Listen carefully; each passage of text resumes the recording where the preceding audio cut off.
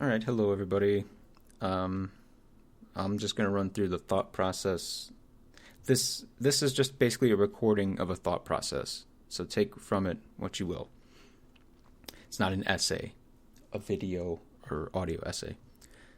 I was flipping through Instagram and saw a post of that Ruby Rose. Everyone know Ruby Rose, very attractive, but well, I was gonna say when she talks, it's not like hey when she opens her mouth, but it's like I was listening to an interview while I was just kind of compiling some things, and I'm like, this is boring, dude. So she's very hot, but I think that might be she's just got her hotness. Saw a picture of her in a car. No, it was a video. That's what it was. It was a video of her in a car. Someone's just panned over her. She's in the back seat, lifting up her legs, sticking out her tongue, giving the middle finger with her big long nails. Very sexy. And I went and I'm like, oh yeah, I remember her. She blew up from the Bad and Bougie video and all that stuff. And I'm like, all right, well, I'm gonna. Why don't I follow her? I mean, I'll follow her. I go to her profile, and I just one of the most recent, maybe three back as of recording this, is like a collage of pictures from Manchester in again the backseat of a car. And this all of a sudden I'm like, oh, this is interesting. And they're these weird. I was like, what a weird mix of poses these are. They're very similar to what I just described from the video of her, and but they're stills, so they're arranged. There's a different thing with photograph and video, But I'm like, yeah, what a strange mix of poses because they're very sexual, of course. But the funny thing about them and what got me on this train of thought is how like sexual pictures can look unsexual, but not as in not hot. Here's what I mean, basically.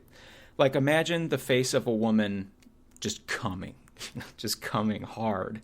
Not like a porn star like but like just like a still of like a woman just like so you could see that and be like, "Well, she's having an orgasm." If it's or not even like movies, because in movies they look like, oh, like they're blossoming. But picture a woman who's just like, she's about to come. She's about to come. You don't change anything you're doing. This concentrating. It could also look like maybe someone's biting her and they said, I'm going to bite you hard for 10 seconds. And she's just waiting for the 10 seconds to end, like, pain almost. So we got that going on. And then the car thing. I'm thinking about the cars. I'm like, but, I'm sorry, I'm getting ahead of myself. So I wanted to say also, you got sex. What's going on here? We got, sex and death and pain mixed all together, and, well, okay, well, Joe, where did, or you'd say, well, where did death come from all of a sudden? Well, the French call, not les incompetents, but they call an orgasm la petite mort, which the little death. So when you come, it's like a small death. There's a lot going on here in this melange, this mix of sex and death, life and procreation, and dying to do it, and all that kind of stuff. But then we have this weird thing of cars too. Cars come in, because these sexy pictures of this sexy woman in this car, and I'm like, this is very interesting. And I had also just finished reading Crash by J.G. Ballard. And I was thinking about how the character Vaughn would like arrange these women to look like crash victims and stuff while he was like having sex with them. And he would also photograph. So we got another thing coming in here of photography to capture, to have and to hold. When they would drive past a crash, he would want to take pictures of it. He would want to document it, to have and to refer back to. And so it's kind of like the Instagram, page. So there's just like, I think there's some similarities here. And then what else did I want to say before I get into this? So we got sex and violence and death all mixed up, but with another ingredient. Yeah, the car. So basically it reminded me of a couple passages from Crash, which I will read now.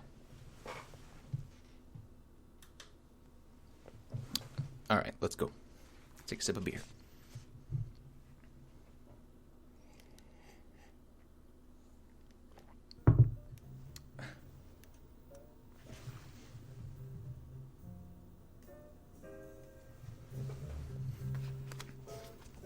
We do it analog here. Alright. So the main character is over at some flop house, and Vaughn pulls him to the back to show him a photograph album that he's been compiling. Vaughn opened the album at random and handed it to me. Leaning back against the door, he watched me as I adjusted the desk lamp. The first 30 pages recorded the crash, hospitalization, and post-recuperative romance of the young social worker, Gabrielle, who was at that moment sitting on the sofa in Seagrave's sitting room and rolling the cigarettes which they were smoking. By coincidence, her small sports car had collided with an airline bus at the entry to the airport underpass not far from the site of my own accident.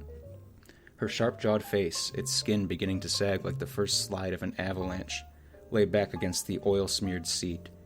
Around the crushed car was a group of police, ambulance attendants, and spectators. In the foreground of the first photographs, a fireman was cutting equipment and severing the right-hand windshield pillar. The young woman's injuries were not yet apparent.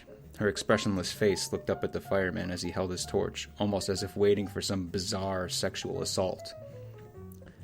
In the later photographs, the bruises that were to mask her face began to appear, like the outlines of a second personality, a preview of the hidden faces of her psyche which would have emerged only in late middle age.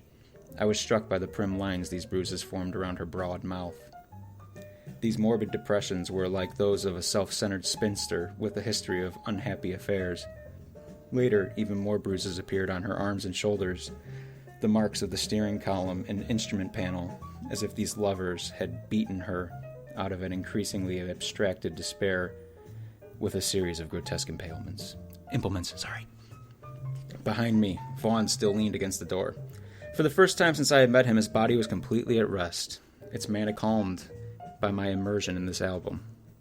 I turned the next pages. Vaughn had compiled an elaborate photographic dossier on the young woman.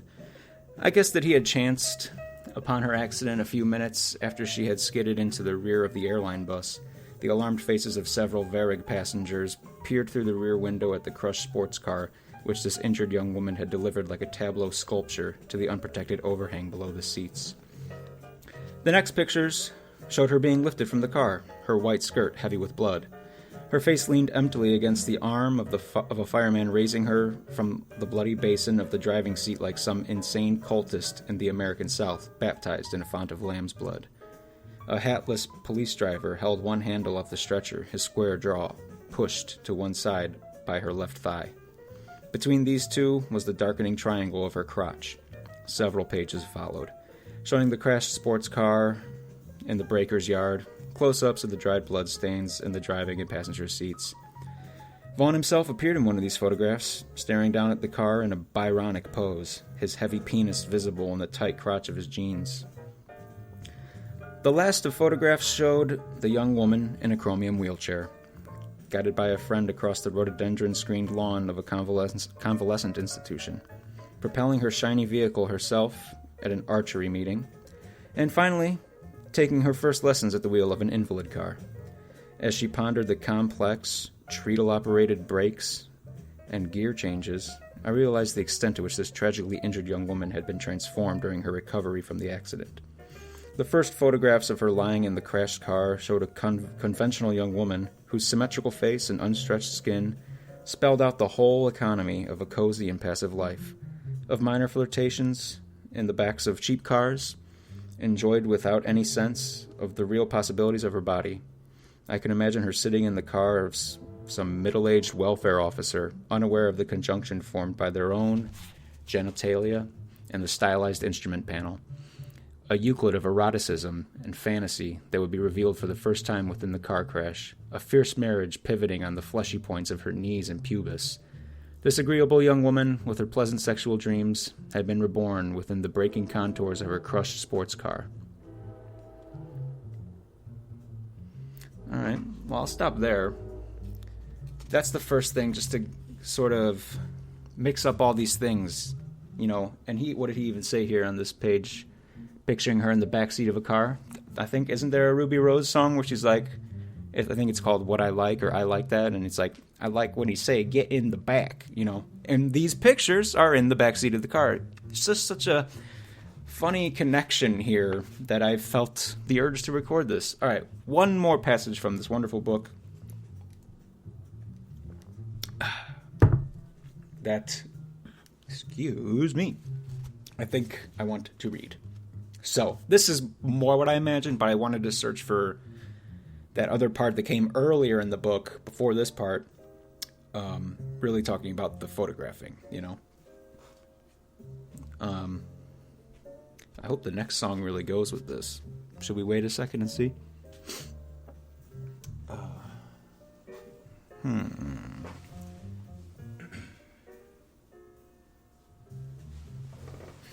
Tell you what. I'll just start reading. Excuse me. Hang on. You know, because I haven't listened to this record in a long time, and I don't want it to be like, I'm like, and then he did this, or it's like, maybe it'll sound cool, I don't know, but hang on, let's just wait. This song's almost over. This is the McCoy-Tyner Trio with Roy Haynes and Henry Grimes, an album called Reaching Forth. Fourth isn't the number 4, like a musical term. All right, let's see. Hang on. They didn't Fenriz the album up with 8 seconds of silence. All right, I think this will work. Brake lights flared 20 yards ahead of me. Horns sounded from the line of cars in the rear. As their headlights pulsed, I moved the shift lever into drive and pressed the accelerator, jerking the car forward. Vaughn and the girl rode back against the rear seat. The cabin was lit only by the instrument dials and by the headlamps and taillights in the crowded traffic lanes around us. Vaughn had freed both the girl's breasts, nursing them with his palm. His scarred lips sucked at the thick smoke from the crumbling butt of the cigarette. He took the wine bottle and raised it to her mouth. As she drank, he lifted her legs, like Ruby Rose, so that her heels rested on the seat. He began to move his penis against the skin of her thighs, drawing it first across the black vinyl and then pressing the glands against her heel and ankle bone, as if testing the possible continuity of these two materials before taking part in a sexual act involving both the car and this young woman. He lay against the rear seat, left arm stretched above the girl's head, embracing the slab of oversprung black vinyl. His hand was raised at right angles to his forearm, measuring out the geometry of the chromium roof sill, while his right hand moved down the girl's thighs and cupped her buttocks. Squatting there, her heels under her buttocks, the girl opened her thighs to expose her small pubic triangle, the labia open and protruded. Through the smoke lifting from the ashtray, Vaughn studied the girl's body in a good-humored way. Beside him, the girl's small, serious face was lit by the headlamps of the cars creeping forwards in the traffic files. The damp, inhaled smoke of the burnt resin filled the interior of the car. My head seemed to float on these fumes. Somewhere ahead, beyond these immense lines of nearly stationary vehicles, was the illuminated plateau of the airport, but I felt barely able to do more than point the large car along the center lane. The blonde woman in the front seat offered me a drink from the wine bottle. When I declined, she leaned her head against my shoulder, giving a playful touch to the steering wheel. I put my arm around her shoulder, aware of her hand on my thigh. I waited until we stopped again and adjusted the driving mirror so that I could see into the rear seat. Vaughn had moved his thumb into the girl's vagina, forefinger into her rectum, as she sat back with her knees against his shoulders, drawing mechanically at the second of the cigarettes. His left hand took the girl's breast, his ring and forefingers propping up the nipple like a miniature crutch. Holding these elements of the girl's body in this formalized pose, he began to rock his hips back and forth, driving his penis into the girl's hand. When he tried to move his fingers from her vulva, Vaughn knocked her hand... when she tried to move his fingers from her vulva, Vaughn knocked her hand away with his elbow, holding the fingers securely in her body. He straightened his legs, rotating himself around the passenger compartment so that his hips rested on the edge of the seat. Braced on his left elbow, he continued to work himself against the girl's hand, as if taking part in a dance of severely stylized postures that celebrated the design and electronics, speed and direction of an advanced kind of automobile. This marriage of sex and technology reached its climax as the traffic divided at the airport overpass and we began to move forwards in the northbound lane. As the car traveled for the first time at 20 miles an hour, Vaughn drew his fingers from the girl's vulva and anus, rotated his hips, and inserted his penis in her vagina. Headlamps flared above us as the stream of cars moved up the slope of the overpass. In the rear view mirror, I could still see Vaughn and the girl, their bodies lit by the car behind, reflected in the black trunk of the Lincoln, and 100 points of the interior trim. In the chromium ashtray, I saw the girl's left breast and erect nipple. In the vinyl window gutter, I saw deformed sections of Vaughn's thighs and her abdomen forming a bizarre anatomical junction. Vaughn lifted the young woman astride him, his penis entering her vagina again. In a triptych of images reflected in the speedometer, the clock, and revolution counter, the sexual act between Vaughn and this young woman took place in the hooded grottos of these luminescent dials, moderated by the surging needle of the speedometer. The jutting carapace of the instrument panel and the stylized sculpture of the steering column shroud reflected a dozen images of her rising and falling buttocks. As I propelled the car at 50 miles an hour along the open deck of the overpass, Vaughn arched his back and lifted the young woman into the full glare of the headlamps behind us. Her sharp breasts flashed within the chromium and glass cage of the speeding car. Vaughn's strong pelvic spasms coincided with the thudding passage of the lamp standards anchored in the overpass at 100-yard intervals. As each one approached, his hips kicked into the girl, driving his penis into her vagina. His hands splaying her buttocks, revealing her anus as the yellow light filled the car. We reached the end of the overpass. The red glow of the brake lights burned the night air, touching the images of Vaughn and the young woman with a roseate light. Controlling the car, I drove down the ramp towards the traffic junction. Vaughn changed the tempo of his pelvic motion, drawing the young woman on top of himself and extending her legs along his own. They lay diagonally across the rear seat, Vaughn taking her left nipple into his mouth, then the right, his finger in her anus stroking her rectum with the rhythm of the passing cars, matching his own movements to the play of light sweeping transversely across the roof of the car. I pushed away the blonde girl lying against my shoulder. I realized that I could almost control the sexual act behind me by the way in which I drove the car. Playfully, Vaughn responded to different types of street furniture and roadside trim. As we left London Airport, heading inwards towards the city, on the fast access roads, his rhythm became faster, his hands under the girl's buttocks forcing her up and down as if some scanning device in his brain was increasingly agitated by the high office blocks. At the end of the orgasm, he was almost standing behind me in the car, legs outstretched, head against the rear seat, hands propping up his own buttocks, as he carried the girl on his hips.